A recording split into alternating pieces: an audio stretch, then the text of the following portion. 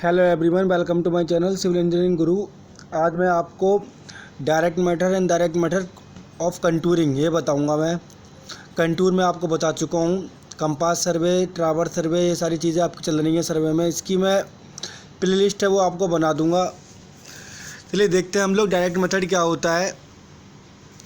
इसमें हम लोग क्या करते हैं, जो भी हमारे फील्ड पे पॉइंट मान लेंगे और उनका हम लोग क्या निकालेंगे, कंटूर निकालेंगे और उन पॉइंट को हम लोग ड्रॉ कर देंगे। The point are then surveyed and plotted on the plan. जो भी हमारा प्लान होगा उस पर ड्रॉ कर देंगे वो कंटूर। तो वही जो मेथड होता है आपका क्या कहलाता है, डायरेक्ट मेथड होता है। ये जो मेथड होता है बहुत ज़्यादा एक्यूरेट होता है और इसमें बहुत ज़्यादा टाइम लग जाता है, क्योंकि अगर आपने ग्राउंड का सरफेस देखा है, ग्राउंड के सरफेस पे गए, ग्राउंड के सरफेस में आपने कई सारे पॉइंट माने, अब आपको ये तो पता नहीं कौन सा इक्वल एलिवेशन का पॉइंट है, तो वो पॉइंट आपको देखना पड़ता है कौन सा इक्वल एलिवेशन का पॉइंट है। तो इसलिए मेथड जो है बहुत ज़्यादा टाइम लेता है, बहुत ज़्यादा थकावटी हो जाता है, पर लेकिन बहुत एक्यूरेट मेथड होता है और स्मॉल एरिया के लिए हम लोग इसको यूज़ करते हैं। और ग्रेटर इसकी जो हाई एक्यूरेसी होती है वो बहुत ज़्यादा हाई होती है। ये 4 पॉइंट है जो कि एग्ज़ाम में आपके बहुत ज़्यादा आते हैं। इसको हम लोग करते कैसे हैं, मान लीजिए आप ग्राउंड पे गए और ग्राउंड पे आपने कुछ पॉइंट, ये पॉइंट आपने माने और इस पॉइंट पे आपने पैक गाड़ दिए, ठीक है। इस पैक को गाड़ने के बाद अब आप इसका रिड्यूस लेवल निकालोगे आप, ठीक है। इसका रिड्यूस लेवल निकालने के बाद इनको जोड़ दोगे आप। जो रिड्यूस लेवल होगा वो आपका क्या होंगे, इक्वल एलिवेशन पॉइंट में आने चाहिए। मान लीजिए अगर ये मेरा 100 है तो ये आपका 99 आना चाहिए, ये 98 आना चाहिए, ये आपका 97 आना चाहिए और ये आपका 96 आना चाहिए। इनका जो इंटरवल होना चाहिए वो आपका क्या होना चाहिए, 1 होना चाहिए आपका। तो वही आपका क्या है आपका, और इनको जो जोड़ेंगे, इनको हम जो जोड़ देंगे आप, तो वो आपका कहला देगा कंटूर लाइंस। आप जब इनको जोड़ोगे तो वो कहला देगा आपका कंटूर लाइंस। और इसको जोड़ने के लिए हम लोग इंटरपोलेशन मेथड का यूज़ करते हैं। उसमें आपका ग्राफिकल एस्टिमेशन मेथड होता है, वो मैं आपको बाद में बताऊँगा। समझते हैं हम लोग क्या है, इसको प्रोसीजर क्या है।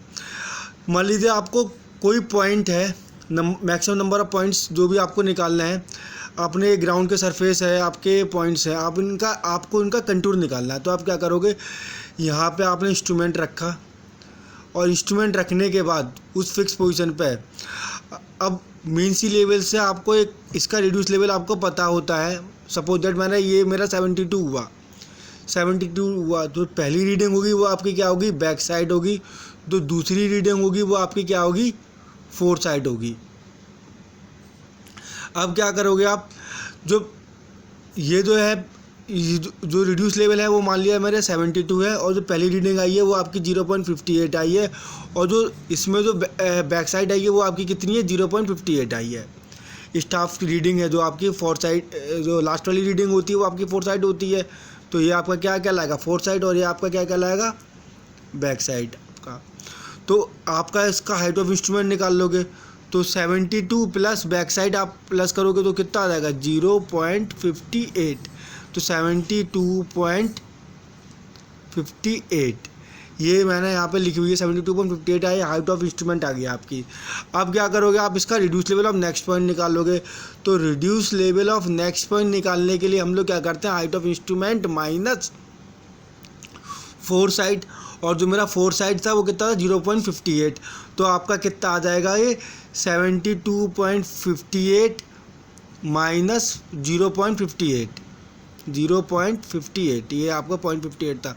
तो आपका जो रिड्यूस लेवल आ जाएगा वो कितना आ जाएगा, 72 आ जाएगा। 72 आ गया। आपने जो ग्राउंड पर पॉइंट माना था उसका जो रिड्यूस लेवल आ गया वो आपका कितना आ गया, सब 72 आ गया। क्लियर हो गया होगा आपको अभी तक आपको अच्छे से। अब क्या करना है, अब आपको इसी तरीके से, अब आपको आपने ये तो निकाल लिया, इसका रिड्यूस लेवल 72 आ गया। इसी तरीके से अब आप एलिवेशन, अगला एलिवेशन निकालोगे तो ये आपका मान लीजिए 71 आ गया अंदर की साइड। फिर आप इसका अगला एलिवेशन निकालोगे, वो आपका कितना आ गया, 70 आ गया। इनका जो इंटरवल आया, ये जो इंटरवल आएगा मान लीजिए ये मेरा मैंने लिया है 1.58। इस अगला इंटरवल आएगा आपको 2.58, अगला 3.58 और इसी तरीके से 4.58। इसमें जो इंटरवल आ गया वो कितना आ गया आपका 1 आ गया ये। तो इसी तरीके आप 71 को करोगे आप, तो ये इसी तरीके से आप 70 के लिए कर दोगे, अंदर अंदर आप जोड़ते रहोगे। सेम टू सेम आपकी जो शेप बन जाती है वो आपकी इसमें कैसी बन जाती है, कर्व्ड शेप बन जाती है। आपने पॉइंट माने थे और उन्हीं पॉइंट का आपने क्या निकाल लिया, रिड्यूस लेवल निकाल लिया, और उन्हीं रिड्यूस लेवल को जोड़ने के लिए जो अब इंटरपोलेशन मेथड का यूज़ करेंगे और वो मेरी कहलाएंगी कंटूर लाइन कहलाएंगी। समझ में आ गया आपको अच्छे से ये मेथड। उसके बाद अब हम लोग देखते हैं इनडायरेक्ट मेथड।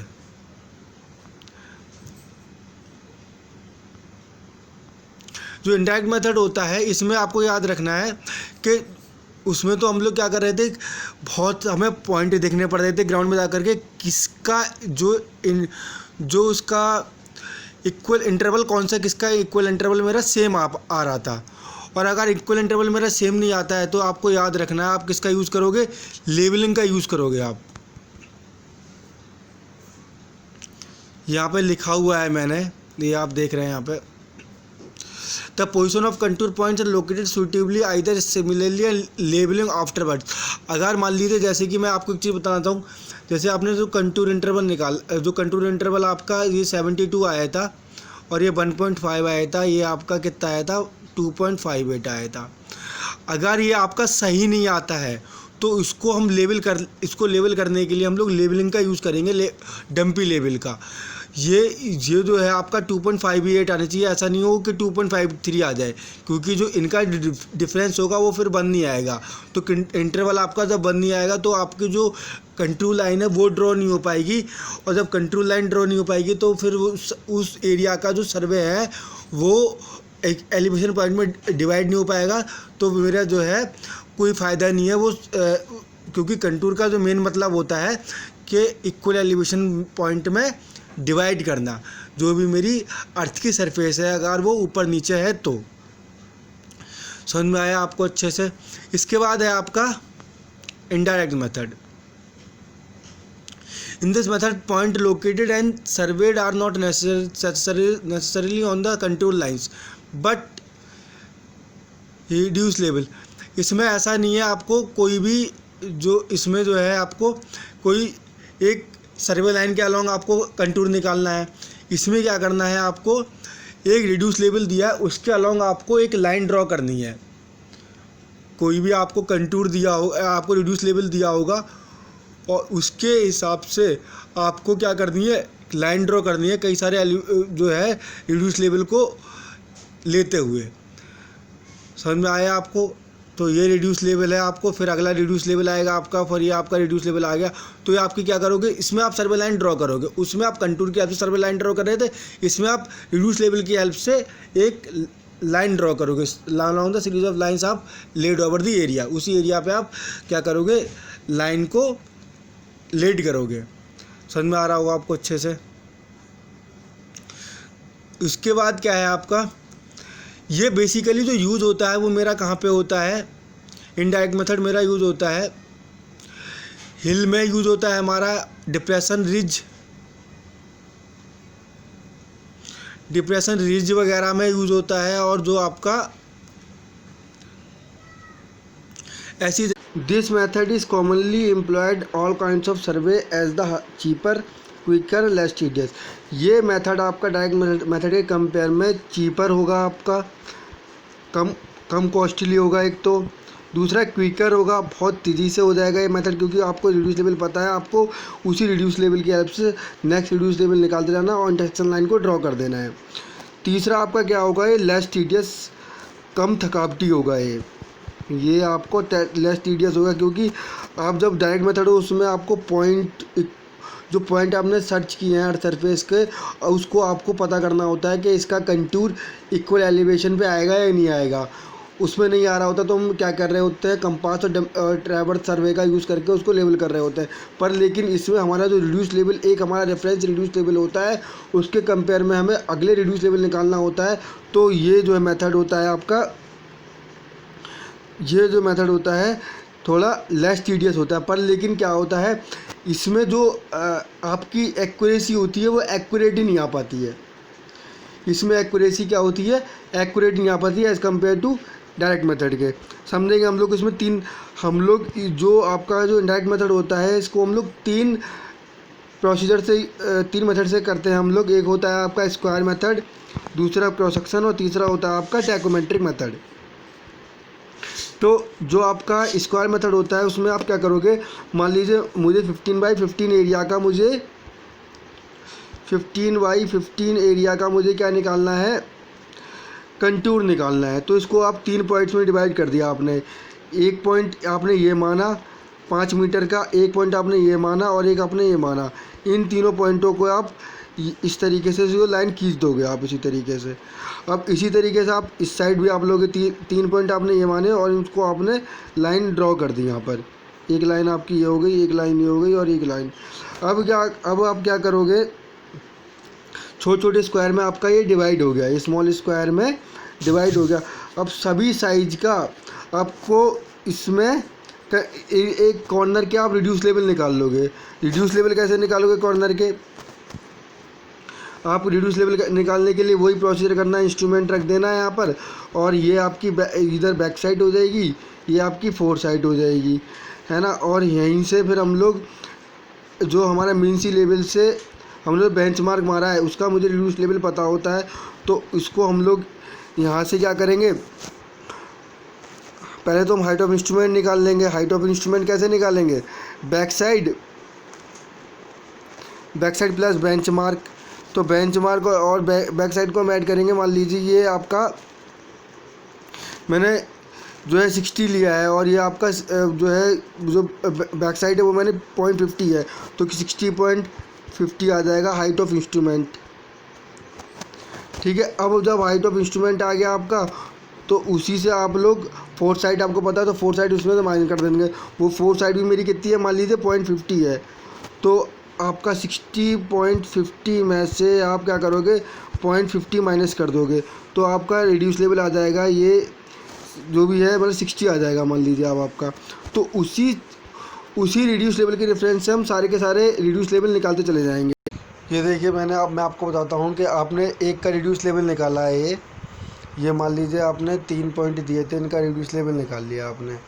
एक ये निकाल लिया, एक ये निकाल लिया, ये 3 पॉइंट, इनका सबका रिड्यूस लेवल निकाल लिया। यहाँ पे आपने एक पॉइंट माना था, यहाँ पे पैग रखा था आपने, ये एक पैग लिया था, इसका आपने वही इंस्ट्रूमेंट रख के आपने रिड्यूस लेवल निकाल लिया। कैसे निकाला, height of instrument minus backs क्या कहते हैं फोर साइड। अब जब आप सबका रिड्यूस लेवल निकाल लोगे इन सभी का, उसको जोड़ने के लिए आप किसका मेथड आप जो है इंटरपोलेशन मेथड का यूज़ करोगे। जब सारे रिड्यूस लेवल को जोड़ोगे तो वो कहलाएंगे आपकी कंटूर लाइन। जब आपकी कंटूर लाइन ड्रॉ हो गई तो बस आपके जो एरिया है उसका आपने सर्वे कर लिया है, वो इक्वल एलिवेशन में वो डिवाइड कर लिए हैं। अब वो ग्राउंड जो है आप लेवल करके उसको फिर प्लान में ड्रॉ करके अब आप उस पर काम कर सकते हैं। चलिए अब देखते हैं हम लोग क्रॉस सेक्शन मेथड क्या होता है।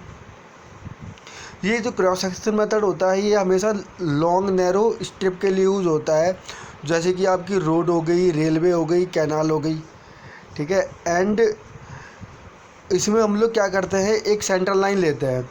ये सेंट्रल लाइन वर्क जो है एक सेंट्रल लाइन लेते हैं हम लोग, उस सेंट्रल लाइन को अलग अलग चेनेज में डिवाइड कर लेते हैं।